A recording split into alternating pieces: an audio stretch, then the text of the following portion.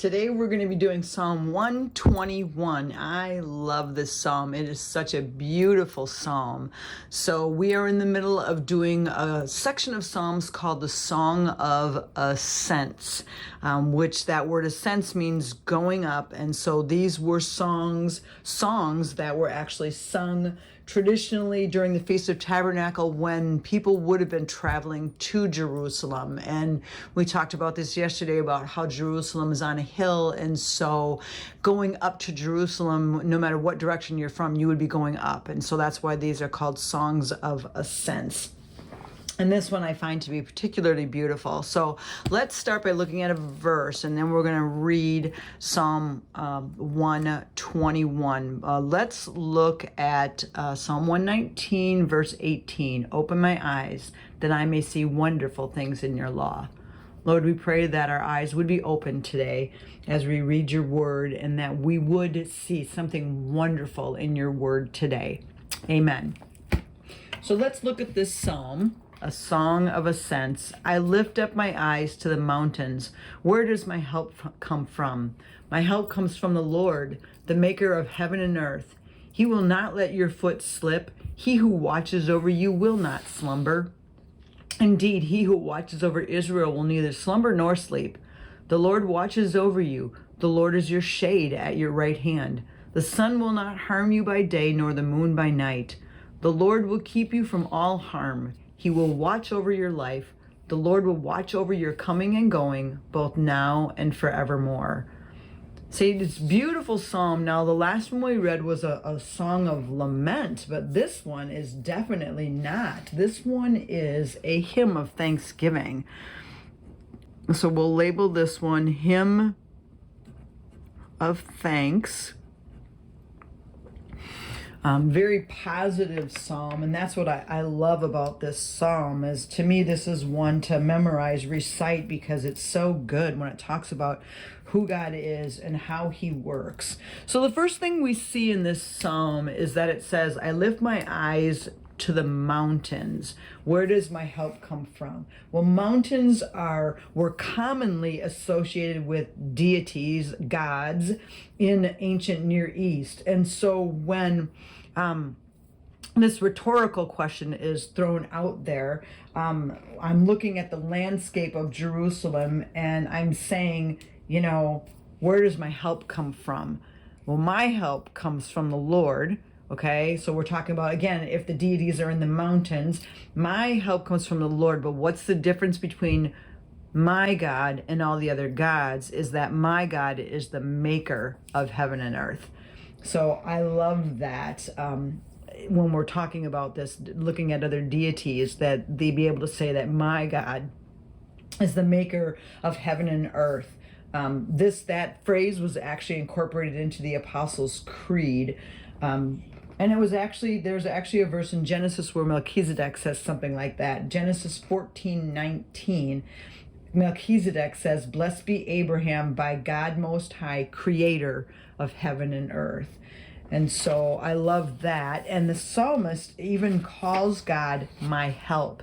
He is my help. So he is a God that is there for you. And that's where this psalm really goes to. He keeps saying, he doesn't sleep.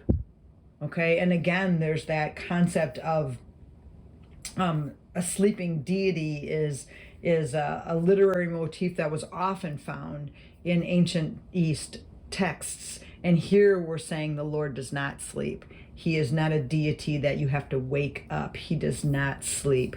Well, let's look at this word here, watches. The Lord watches over you. Well, this is the word. Let's write this over in the section. So I'm going to circle the word watches, and then I'm going to come over here, and it is the word shamar. And it is Strong's number 8104, and shamar is SHAMAR. And this word is actually used 6 times in these verses. And so it's this constant reminder that God is watching. So some of the other definitions would be to guard. Another one is to diligently keep.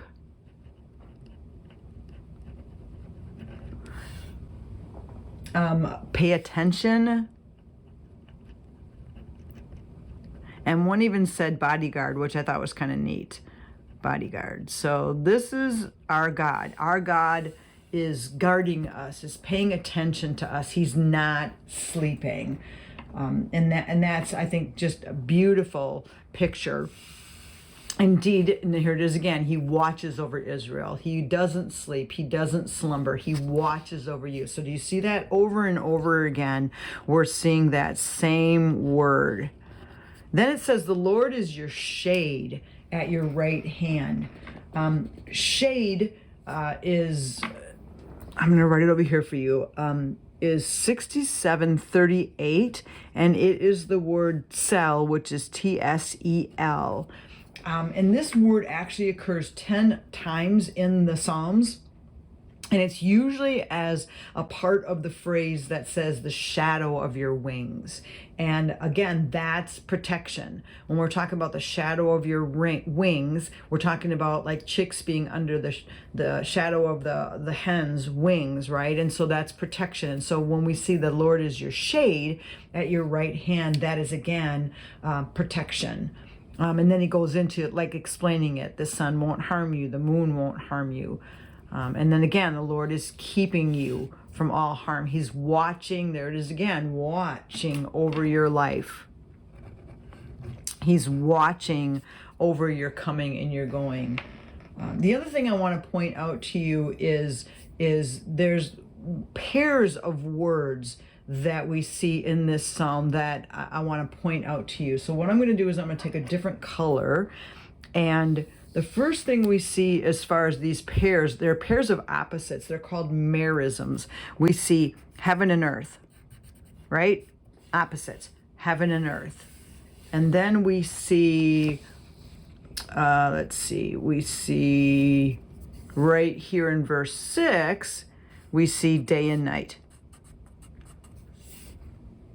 And then in verse 8, we see coming and going.